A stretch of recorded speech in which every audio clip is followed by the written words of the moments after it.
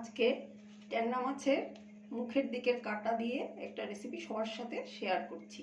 Chaitali smart cuisine চ্যানেলে সবাইকে welcome.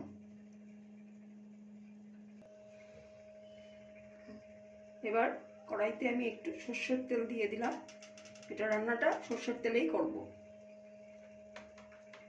তেলটা একটু গরম হবে, তারপরে দেখাচ্ছি। এবারে এখানে আমি একটু হলুদের গুঁড়ো,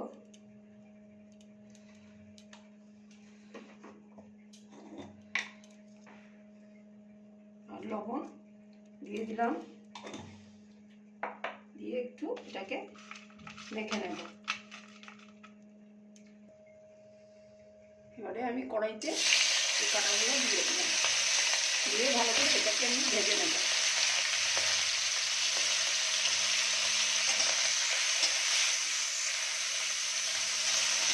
এবারে আমার কাঁটাটা ভাজা হয়ে গেছে, এবারে আমি একটা প্লেটে এটাকে নামিয়ে নেব।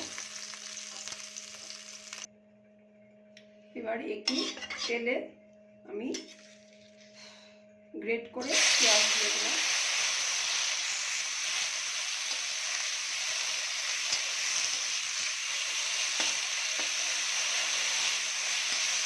পেঁয়াজটা একটু ভাজা ভাজা হবে।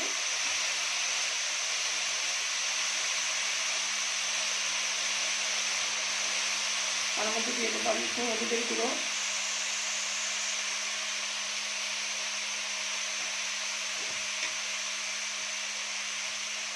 লবণ,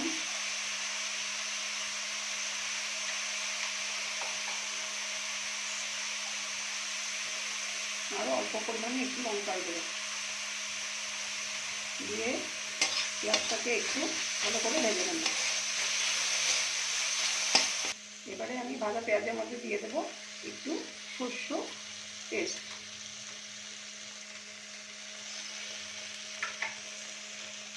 দিয়ে এই মশলাটাকে আমি ভালো করে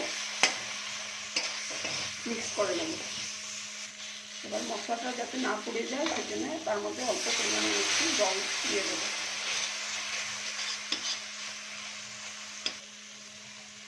এবারে আমি যে কাঁটাটা ভেজে রেখেছিলাম নুন আর হলুদ দিয়ে, এটা আমি এই মশলার মধ্যে দিয়ে দিলাম, দিয়ে এটাকে ভালো করে একটু মিক্স করব।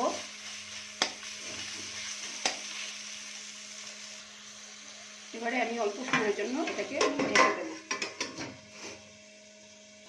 এবারে আমি ঢাকনাটা বের করে দেবো।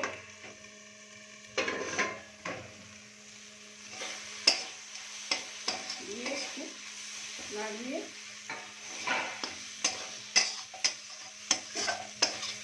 নিলাম।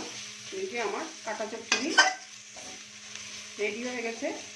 আপনারা যারা কাটা খেতে ভালোবাসেন তারা এই রেসিপিটা অবশ্যই একবার বাড়িতে বানিয়ে খাবেন।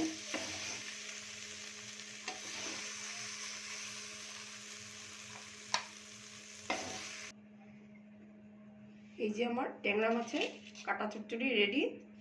আপনারা একবার বাড়িতে বানিয়ে খাবেন আর আমাকে কমেন্ট করে জানাবেন আমার রেসিপিগুলো আপনাদের কীরকম লাগে। ভালো লাগলেও জানাবেন আর বাজে লাগলেও জানাবেন, তাহলে আমি আমাকে নিজেকে একটু রেকটিফাই করে নিতে পারবো। আর আমার ভিডিওগুলো দেখে আমার পাশে থাকার জন্য সবাইকে ধন্যবাদ। আর আমার পেজটাকে একটু ফলো করে দেবেন, আর ইউটিউব থেকে দেখে থাকলে ইউটিউবটাকে একটু সাবস্ক্রাইব করে দিতে ভুলবেন না।